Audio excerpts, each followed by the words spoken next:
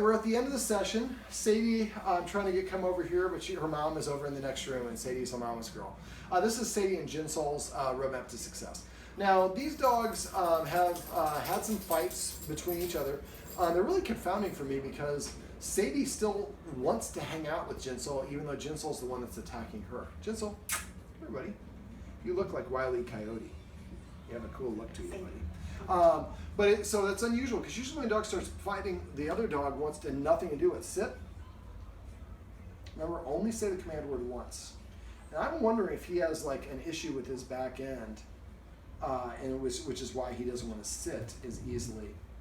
So if I say the word over and over again, then the more I say it, the less I mean it. And I also I should tell him and illustrate that my authority isn't that needs to be respected because he just keeps on saying it over and over again. So if he doesn't sit, I'm not going to give him the treat. Now, if you have a dog that does have a physical ailment, then we maybe ask him to LAY. How about we give you a down? Down? Nope. That's not going to be the most exciting footage, so I'm going to have to wait. Now, as soon as he SITs, I'm going to give him the treat, and that's passive training. Now, the video above talks about passive training and petting with a purpose, so I'm not going to cover those things. But petting your dogs at opportune times is really important. It helps the dog to understand what it is that we do or do not want from them. Most of the time, I find my clients do a really poor job of communicating to the dog what they can do to make the dog happy, or what the dog can do to make the humans happy, excuse me. So the more we pet with the purpose of passive training, petting them and giving them attention at the right times will help them start emulating those particular behaviors. Now, we went outside, we went for a little bit of a walking demo with both dogs. You gonna try it again? Sit, this is a different iteration, so I can offer it again. Nope, not interested. All right, so I showed the Guardians how to use the martingale collar and add the special twisted leash to the collar. One of the things I'd like them to do, and careful, he's so one of the things actually, can you go ahead and pan to them real quick? Mm-hmm. So basically, you saw Sadie is hanging out by her Guardian, and then Jinsol came over. You saw that she's getting some attention. And so he tried to walk in between them. And so the Guardians need to be mindful of this and not allow him to do that, because Sadie basically is just getting up and moving away, but that's not healthy for her. It's not healthy for him to try to take the affection, and it's not very healthy for her to have to move away. Her pupils were so dilated I couldn't see anything other than black, and she has beautiful brown eyes when I took her outside. So on walks, the Guardians have been walking them one dog in front, one dog behind, with a different handler. And what I'd like the dogs to do, for dogs literally moving forward is literally how they get over things. So I'd like the dogs to get practiced at walking next to each other so nobody's in front, nobody's behind, because like I said, it helps them get over things. But for dogs, whoever's in front is perceived to be the leader, whoever's behind is perceived to be the follower. So if we have a staggered motion where one dog's behind the other, we're artificially creating kind of a hierarchy that isn't probably very healthy. Now, I'd like the guard dogs to go for walks together, preferably, and give each dog a right side, left side. So I think he's always going to be on the right, I think she's always going to be left, or vice versa. But that way she knows this is always my place to go in the formation. Now, one of the things, some of the tricks that I went over outside was instead of going outside and just going for a walk, we have a tendency to think of the duration or the distance or for the walk, instead of actually being in the moment. So what I have a lot of my clients do is go outside, and we're on kind of a main street here, we're in an apartment building. Go outside with one dog, and you should practice with the dogs one at a time. Go outside and just spend 10 minutes walking from to the right and then to the left. And as soon as the dog walks in front of you, stop, let your arm go limp. The dog goes to the end of the line, and if the dog is supposed to be on my right side, I'm gonna make a kissing sound like, when the dog looks at me, I'm going to lower my hand with a treat. I'm not going to pull the dog. I'm going to have the dog come back to me on its own. Then I'm going to give it the treat when it comes back to me. Now, at first, all they have to do is come back and they'll be facing this direction when I give them the treat. Eventually, sometimes I have them come this way, and the dog's head is here, and then I turn the treat this way, so the dog does a U-turn and now is facing the same direction. Raise it up to put him in a sit, give him the treat, and then continue walking. If you do this enough, after a while, the dog understands. When I get to the end of the leash, if I just turn around and automatically come back to the human, I get a treat. And after a while, they'll get to the end of the leash and they'll just automatically come back. Now, the martingale won't help you with this because the martingale is really more for you to actually be walking, and you can correct, but you're going to have to correct and top that leash anytime the dog's chest goes in front of you. I prefer to teach a dog and train the dog to walk next to us with a loose leash. So the first way to go about that is as soon as the dog passes in front of you, stop, And then when it gets to the end, make a kiss and bring it back to you. And you're just walking back and forth. You're spending maybe 5 minutes before the walk, walking back and forth, warming the dog up. And as we did it for Sadie, after doing it a couple times, she started just walking next to her guardian, and she had a little bit of a bounce to her step. Her tail went up. I looked at her eyes. Their pupils were no longer dilated. She was feeling really good about herself. So we want to practice these things separately with both dogs until both dogs are coming back to us automatically, and now they're starting to check in with us. One of the guards noticed that she was checking in because she's seeing, yeah, are they going to give me a treat? Now, after we do the warm-up, then what I would do for the first block, have a bunch of treats, and take maybe, once you start walking, take no more than 5 steps. Sometimes 1 step, sometimes 3, sometimes 2, sometimes 4. So the dog never knows how many, but no more than 5 steps. And then stop short, tell the dog to sit. When it sits, give it a treat, say the word sit, and then start walking again. So do this for maybe 15 treats. So you're going to take no more than 5 steps, but after a while the dog's like, you stop, the dog just stops and sits down and looks up at you because it's expecting to get a treat. We have now conditioned the dog that when the human stops, you should stop. Well, how do I know when to stop? I have to watch the human. So now we're training and luring the dog to look at us. Now this is best done when there's no other dogs around, obviously. The problem is Jinsol is dog reactive. He got attacked by a whole bunch of dogs when he was a puppy and beaten up. And ever since then, he's not been the same dog with other dogs. And at this point, he's 13, so he's been going along with this for quite a while. 12, excuse me. And so, but that's a long time for him to be going through this. Compounding that, the guardians, I think, were doing what most people try to do when they have a fearful dog. So they try to pet the dog and let it know it's okay. But we're probably going to amplify the dog's insecurities. We're definitely going to amplify if the dog's in an insecure state of mind. Now, the guardian right now is doing an awesome job of petting in a very slow manner. Sadie's laying on the floor next to her. And so what we're doing, and she could assign a word of like zen or chill or whatever the word is. I was thinking love. There you go. Any word that you want. Try to use funny command words whenever possible, or words that resonate with you. I like funny command words because if it makes people laugh, the dog feels good about itself.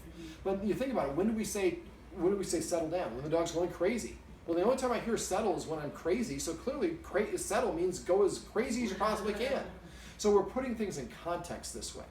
Petting a dog can actually stop the production of cortisol in the dog's blood and the human's blood, and increase the level or increase production of serotonin, oxytocin, and I think it's dopamine. I can't remember the last hormone. Yes. And so now the dog, we've stopped the production of the stress hormone, we've started production of a good hormone, and the dog's feeling better about itself.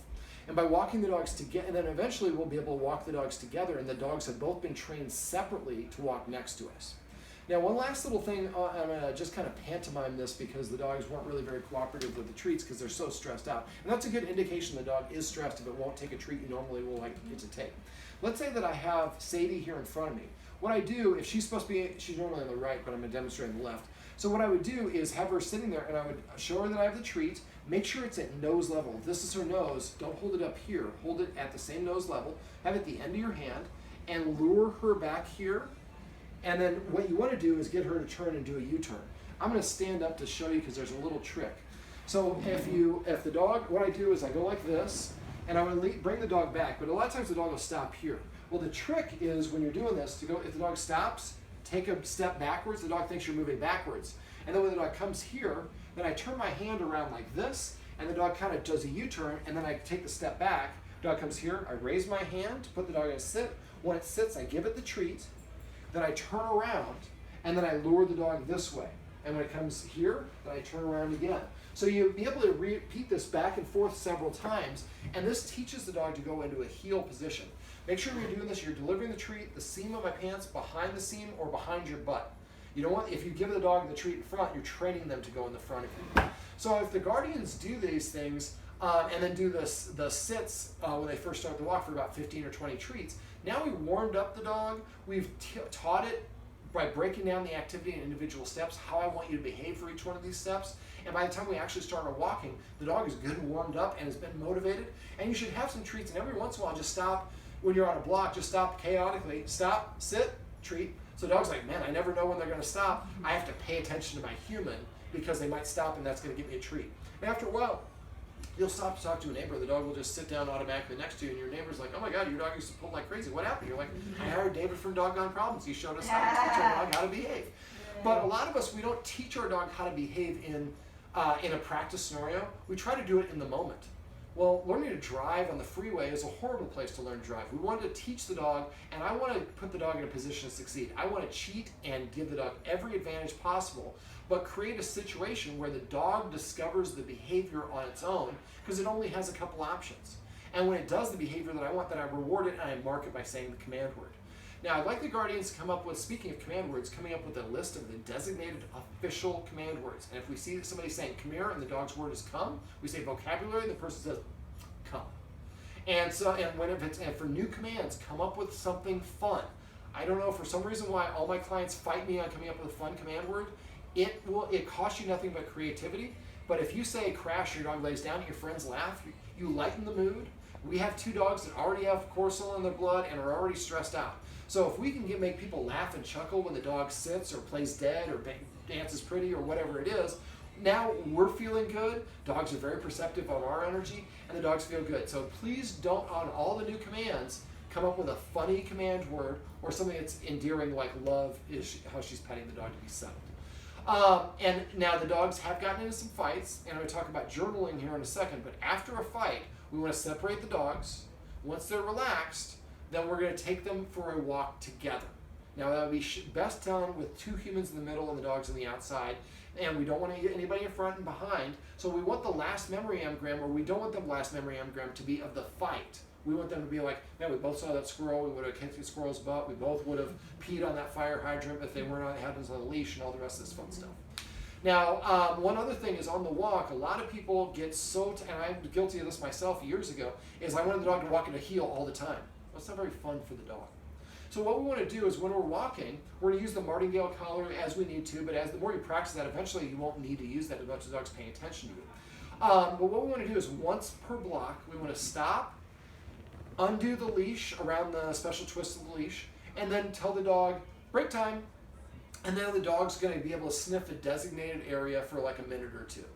And if we have both dogs, maybe one dog goes and sniffs over here, one sniffs over there. After 2 minutes, then we swap them, and they both sniff the other area. Then we put the martingale twist the leash, and then we go back to the walk. So at every block, they get a little stimulation, which is healthy for them. But I really think walking them together is going to be powerful in terms of helping them rehabilitate, because it's a shared experience where nobody's in the lead and nobody's in the follow.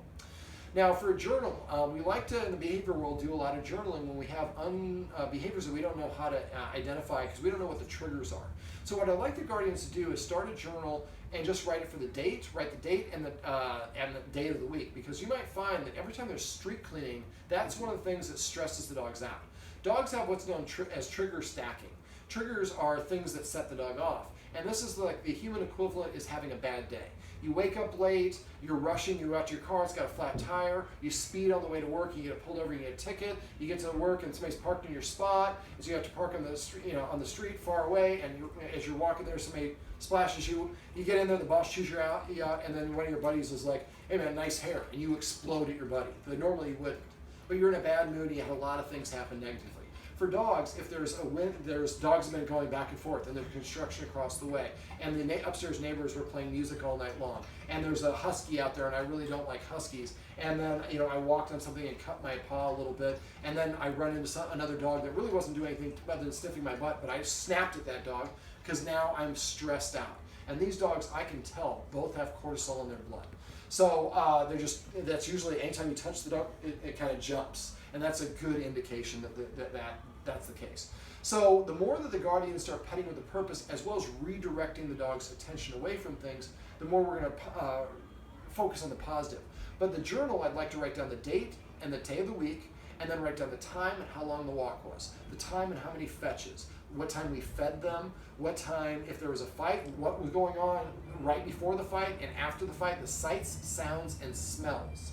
And the time of and you're writing the time of the day. The guardians have noticed that for Jinsol, most of his fights seem to happen after 7 p.m. So one of the things I recommend that they do is start building in a couple breaks. So maybe between 5 and 7, he gets to go in the other room, and we do one of the treat puzzles that he has. He goes in there, he does that, he gets a couple treats, and then he has an hour by himself. I think that will be helpful for both dogs, so that Sadie can kind of just chill out without him being in the room. And then he can chill out by himself and recover a little bit. And he's old, he's 12, he might be getting cranky. Now, Sadie, the guardian, would like to get her in agility. She might do fly ball or something like that. find it and don't wait for it. Start doing it. She, I think, would benefit greatly from being around other dogs that are similar age of hers. That way she can, Sadie, you go, sweetheart. So, and if the dog won't come all the way to you, what I'm doing is I'm dropping the treat halfway there. Actually, I shouldn't reach across my body. And you see that little jump from her? That means that she has cortisol in her blood. Come. Remember, just say the command word. Don't say good come or good Sadie.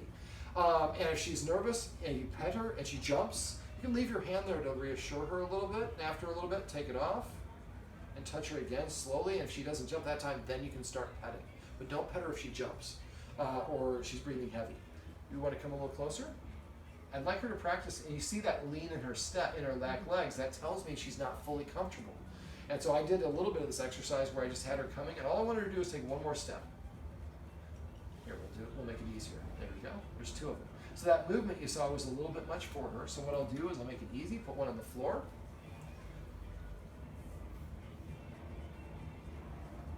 There we go. We'll do that one. So even though that was only a little bit of a lean towards me, that was moving towards me. And for dogs, really, we want to break it down in individual steps, and we want to pay the dog for the smallest step that they're willing to do. Don't push too far too fast. And we live very fast lifestyles. We're here near Silicon Beach, and people are boom, boom, boom. We got to do it all, do it right away. And that's not healthy for us all the time. Certainly not healthy with dogs with psychological problems. So the journal, I think, by journaling what else is going on when we eat, any noteworthy event, after a while you might start noticing a trend. You know what, when it's been this long after exercise and this stimulation is going on, this is when the fights happen. And so then we can start separating them and looking for ways that we can help them behave better or put them in a position to succeed. Now, one of the first warning signs, you see that she did that all herself. As she laid down at me, crash. Some of the warning signs we want to look for from Jinsol is, a lot of times the very first thing a fight happens, it comes with a stare with a lowered head. That's a big warning in the dog world. So if you see him staring at her, and especially if you see her turn her head away and yawn and lick her lips, that's her way, they're having a conversation that's not healthy. So I showed the Guardians a focus exercise. If you forget how to do that, please message me. I have videos I can show you how to do that. For the focus, let me go over the instructions for it, not how to do it, but how I want you to practice it. I want you to practice it all over the house in about 12 treats per practice run in different locations in the house at different times throughout the day. And what I want you to do is when you get to 15 seconds on that second movement within a week, then I want you to practice out here on the deck, but when there's no stimulus going on outside. And then this time you can go a little bit faster, maybe 1 second, 2 seconds, 1 second, 3 seconds. But if you go to like 5 seconds and then at 4 the dog turns his head away, then back up and practice the previous step. Practice at 3. But we want to practice it outside so that because that's more challenging. There's a lot of distractions out there. Then I would also practice it right outside your front door. Take one of these chairs, sit right outside your front door. It's a hallway, it's a public space, but it's close to your house. Then the last stage is to practice it on walks when you're only with that one dog and there are no other dogs or anything that's stressful around. Now, if she's supposed to be walking, she walks on my left side. So every once in a while, when there's nothing else going around, say focus, she looks up at you, I touch the treat to my nose, and as I'm walking, I'm going like this, so it takes maybe 1 or 2 or 3 steps before I give it to her, and I say focus as a pop it in her mouth. So now we're helping her practice redirecting her attention away from everything else and looking up at us. The other stuff that I talked about was also going to help the dog focus on us. But the more that we help her by giving her a way to look at us as opposed to focusing on other things, we can, especially for Jinsol, we can help get him out of trouble before he gets into trouble. Let me see, what else do we want to go over? I went over feeding. I'd like the Guardians to feed the dog separately. Now, I'm a little bit concerned about Jinsol because his weight is a little bit low, but the Guardians essentially are free feeding him, and I think that's a contributing factor to why he's not eating so much, because it's always there. And so he eats it later, but it can create a problem, and eating is the most primarily important activity for dogs. So what I would, the Guardian has kind of like, it looks like a sausage she got from one of the pet stores, and you can slice it. It's kind of like, you know what I'm saying. Anyways, basically, the Guardian refrigerates that. When it comes to food, the temperature of the food is much more important than the taste to dogs. So what I like the Guardian to do is, before you do that, slice that sucker. Do you have a microwave? Yeah. Put it in the microwave. Don't microwave it, just put it in. It's a sealed chamber. So you don't have to worry about ants or anything like that. And it's going to go down to room temperature. So when you actually go to feeding the dog, I would put that stuff in there because that's going to be more doctored. I think that's going to make it more appealing for him. Now you can also be careful about not doing this before you leave. But if it's like for dinner time, you might want to put a little bit of chicken broth in that's warm with his food. That creates a little bit more allure. We don't want to doctor it too much. We want him to eat the food appropriately, but also we're a little bit worried. He is underweight, and I don't want to have him go too underweight. And if he's stressed, that can make us, sometimes when we're stressed out, we lose weight, we don't eat as much as well, and that's probably a contributing factor. He might have some health issues. So I think raising the temperature of that is really going to help. But as soon as he walks away from the bowl, pick up the bowl, dump the food out of it, and then put the empty bowl back down. It's important to put the empty bowl back down. Now, if we were really worried about him, maybe another 2 hours later, one of us takes Sadie out, and we might give her another opportunity to eat. With the same sort of scenario, you eat as soon as you walk away, the food goes away. Dog usually come and lick the bowl, but we might give him more opportunities, but don't over encourage. And I would also use passive training to give him a command word. I say grub, chow, feast, and eat. My client yesterday, she loves sushi, so she says sushi. That's the dog's word to eat food. So coming up with funny words like that. So the way you do that is when the dog takes its first bite of food, if the word is sushi, you say the word sushi when they take the first bite for 2 months. After 2 to 3 months, you can say sushi. The dog runs over there and knows that's my word to eat. The other dog hears sushi, there's no food in its mouth. So it doesn't hear the same thing, or it doesn't think the same thing. Let me see. So I already went through coming up with a list of command words, say vocabulary if we're using the wrong one. I talked about paycheck as well as testify in the video above, but also maybe say repeat or rerun if we find one of the guardians is using the word over and over again. Like all of us, the guardians occasionally get into disagreements for certain things, and because the dogs are so stressed out, even a minor disagreement, if the guardians are arguing about which movie to watch, and it's a lighthearted argument, but the dogs still can feel that. So we might want to come up with like namaste or break, or I think break is what the guardians have already used, and just we both sit down. Maybe we go in the different rooms of the dogs and we do a little focus exercise, or do a little meditation, or whatever it is, and let our heart rate come down, and then if the guardians still want to continue to debate, they go outside and they talk. No, look, we're watching Breaking Bad. I don't care what your problem is. That's a great show, and we're going to watch it. And so then you work it out outside. But the dogs are mirrors of us. Now these dogs are already stressed out enough about enough things. So the guardians want to do everything they can, and that's a great way to take it outside, and that way that we are not influencing the dogs. I'd also like to see the guardians teaching the dogs new skills. These dogs both have lower self-esteem. Dogs that have, just like people, when you master a new skill, you have a boost of self-esteem and confidence. And I think that will be really helpful for these particular dogs. So what I like the guardians to do is trade off. 1 week, one guardian's going to teach both dogs a trick, but teach the dogs separately. And make sure they are easy tricks. Go to YouTube. You can Google it as well. But YouTube has all these trainers that want to get a TV show, so they'll show you how to do all the tricks. One of the tricks I do is I call it patrol. It's you hold a treat, the dog follows you here. When I get behind me, I switch from this hand to this hand, and I lead the back dog around here, and then I give it the treat, and I say patrol. After a while, you can say patrol, the dog just does a circle around you. Super easy. But now if one of the dogs is staring at the other dog, I can say patrol, and the dog just comes over. Now it's thinking about something completely different. It's fun. It's a great way to redirect the dog's attention, and it'll also boost their self-esteem and deepen their respect for the guardians as authority figures. Now, there are a couple of rules that I'd like the guardians to start incorporating. These guardians do a great job on rules because most of my clients can't come up with a single rule. They had several. But I'd like to see the guardians eating before they feed their dog, adding structure to mealtime like I talked about. The dog should not be within 7 feet when the humans are eating, so that's why we did north and south. I think I did that right, yeah. And so one of the dogs, so Sadie comes over here for south, and Sadie, and he goes over there, and that's why they're not together. Dogs sometimes fight with something called redirected aggression. I can't get to the humans, I'm frustrated, so I'm going to bite your butt. So this way we have some separation between them, and that way the humans can eat properly, and the dogs are not trying to sweat them. Now, not Sadie, Jinsol, sometimes likes to come over and get in between and try to get that attention. I don't think I've talked about that in this video. I talked about it off camera. I can't remember. Yeah. But make sure we're mindful of that. And so if we see that, we don't do that. We kind of, so if I'm petting Sadie and Jinsol starts walking here, the other guardian can get up and position themselves between. Don't make any sounds, just walk towards Jinsol and make him move away. So Sadie sees my humans now have the situation under control. Sadie was very, very subordinate about it. Now she's starting to fight back. And she's more in her prime than he is. And we just don't want to go in that direction at all. So that's why after a fight, I think taking them out and also journal the fight. So that way we start noticing those things. But I think if we are providing a little bit more structure with some more rules. Other rules when we're on a walk, every time we cross the street, you have to sit. Every time we get to a door, you have to sit. We're going to practice boarding or practice leashing them up 5 times for every 1 time we take them outside. They get a little excited for the walk, not super excited. But if we practice leashing them up, they're like, oh, is this another drill? Remember we used to put the leash on? It always meant we would go outside. Now we just take it on, then you sit down, then you take it off. Well, that's the whole point. We want to make the activity boring. Just like us, if I'm really animated, I'm going to be making more mistakes than if I'm calm and centered and thinking about what I want to do.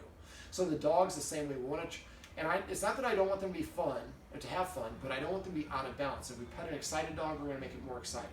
Now the guardian, one of them gets very, when the dog does something, oh, you did, and that's okay, but as long as the dog's energy is not too crazy itself. Let me see, what else am I forgetting? Don't remember. You covered a lot. Do you remember anything else? I think I'm done pretty good job of encapsulating it, but if there are other things, we have the I'd have to look at that. So. See if that. There you go. What do you think is the best kind of leash for Jinsol? So I would do the martingale with Jinsol as well. Thing. Same with special twist leash. You can use harnesses, but harnesses are actually designed for dogs to pull. Now, if Jinsol is not a puller on the leash and he does well on a harness, I think he's not a puller anymore. But when he sees other dogs, he goes crazy and he starts biting his leash. Okay. So again, when you see another dog, that's a good time to do the focus before he sees the other dog. If you have to, pull him around the corner. But if he's uncontrollable, then I would probably do the martingale, because you can actually lift their front paws up off the ground. You have a lot more control with the martingale with the special twist leash. And if you size the martingale properly, they will not be able to pull it off. Harnesses, sometimes they can do a Houdini, wiggle their shoulders and get out of it, and we don't want to have any bad incidents. He's even though he's the aggressor, he's not in his prime anymore. You get the wrong dog, and that's going to be a bad experience for him. And we just don't want any dog fights at all. So I would probably get another martingale collar and condition him to use that. How are we doing on the list? Anything else we want to go over? Kind of written all over the place. Yeah, I don't know. I think we. You covered all of it. Yeah, I mean, I try to be comprehensive. In this session, we put in an extra also, hour. if they get into a fight, what to do, like how to break up the Well, fight. I told you guys about that. I'd rather not say that on this for other people. You got to hire me. But I'll just say it. So the best way to break up a dog fight is to throw water on the dogs. So because we're inside, we don't always have a bucket of water. The guardians might have a giant glass that's plastic in a couple of areas, because there seems to be one area where a lot of the fights happen. It's kind of a pinch point. Now, the best thing is to try to, people ask me how to stop dog fights all the time. I'm like, I don't know. I've actually looked it up. So you want to grab them by their hind legs. If you're going to grab the dogs, don't reach in between. You might get bit. These guardians have both gotten bit. But really, my whole thing is based on management of the situation and not allowing it to happen. Since we know a lot of the fights happen over there, I would suggest leashing the dogs up over here. We're already going to practice leashing them 5 times a day. So we might take one over here, one over here. The more constricted an area is, the more the more confined the dogs feel, and the more confined they feel, the more they're going to be able to act out. This is already kind of a cozy place. The guardians are moving in a new home, but right now this is still a cozy place anywhere. But over there, it's a hallway that's this big, and a lot of the fights have happened there. And so I think that might be a contributing factor. So by just leashing them up over here, now they're on leashes when we walk them through there. And again, we're practicing leashing them up, so the energy is not going to be all out of control. I've had some dogs that actually attack the other dog because it's too crazy. I worked with a dog in Iowa a couple of weeks ago, and this Basset Hound was going after this lab. Well, the lab was getting a walk once a week. Well, these guardians actually do a much better job. They're getting the dogs 3 walks a day plus some other things. But you might want to Google scent games. Right now they're doing a version of it with a puzzle, but I think Googling scent games, there's a whole bunch of different ways you can do it. And so then you put one of the dogs in the kitchen or somewhere else, and then you hide a couple treats, and then he's got to hide the treats. They're using their nose, which is very physically draining, just like I sat down to do my tax prep work. I'm a physical guy. I work out every day. I try to be active. And I sat on my butt for 6 hours. I got up. I was exhausted. I was using a different muscle. Dogs don't use this muscle very often. So if we use their scent, and we can also do that outside. Maybe one of you goes outside and hides 5 treats on the deal, and then they got to use their scent to do that. Now, if your dog's scavenging things, that might not be. That might be training the wrong thing. Also, I talked a little bit about Lowe's and Home Depot. Those are both dog-friendly stores. I would love to have the Guardians go to Lowe's and Home Depot. There's a Lowe's or Home Depot, whichever Home one Depot. is close by here in Marina, and then basically just walk up and down the aisles, and you can do that. Now, one last little thing that I do, and I'll go. This is something I do for a heel. I would have a handful of treats here. As the dog's supposed to be walking on this side, I just have a bunch of treats. I hold one here, and I'm holding it, and the dog is going to be accosting your hand. And make sure you're holding it on your seam or behind you. And so at first when I'm doing it, every other step I'm releasing a treat into the dog's mouth. And after a while, that's every 2 steps before I release a treat. But make sure you do it behind your butt so the dog's head is never passing you. If you deliver it up here, you're training the dog to walk in front of you. The Guardians had, like a lot of Guardians do, been kind of jerking the leash at times when the dog's in that position, and that actually teaches the dog the wrong thing. So what I want to do is we're just using exclusively positive. We're going down this channel at the Lowe's. There's no other dogs. The equipment on the shelves doesn't smell appealing to dogs like if you go to Petco or PetSmart, but it is a dog-friendly store. And you just practice going up and down each one of the aisles. Maybe you guys go there together and you start separate aisles and you walk, because the dogs are going to learn at different rates of speed, and that's okay. And so now we get the dogs that can actually, and if you like the fine camera work, we have a professional cameraman who's actually doing this. Usually it's all jittery, so this is probably the best one I've ever had. But we set the dogs up for success, and that's a different environment. Now we're also in an apartment complex. While you're here, use the corridors here if it's a time when there not going to be a lot of dogs off. For Jinsol, he might be better to go to Lowe's or Home Depot or somewhere where, it's Southern California. There's going to be dogs everywhere. But those are places you might see a dog because they are dog-friendly stores, but the odds are probably going to be, you might see 1 or 2 dogs, if that, at Home Depot. On a walk, you're probably going to see 50. So maybe you just start walking him there. And I know it's not as nice as in the neighborhood, but that way, while you're working on building up these skills, he's learning in an environment that he's better suited for, that's not going to cause triggers for him, and you're going to work with her in the neighborhood nearby. So you can trade off. One of you goes to Lowe's and one of you walks them here. And that way we can kind of build up the skill set. And eventually, I'd like the Guardians also to walk them together every day with no one in front, nobody behind, and especially after a fight, after they settle down, we want to get them together as quickly as we possibly can, but they have to be settled. And if you might have to do it where you're this far apart with the humans and the dogs on the outside, and then you walk kind of a triangular fashion and gradually get closer and closer until you go back to being shoulder to shoulder with the dogs on your outside. We want the last thing that they remember is something good, not something bad. But I really think that the Guardians practice teaching them. Each Guardian picks 4 tricks, and you swap off once a week for 8 weeks. Now your dog has 8 new commands, great ways to redirect, and you're going to boost their self-esteem in a great way. All right, the dogs both left, and they're probably sleeping in the other room together, so I must be really good at what I do. But no, this is Jinsol and Sadie's roadmap to success. Remember, everything you do trains your dog, only sometimes you mean it.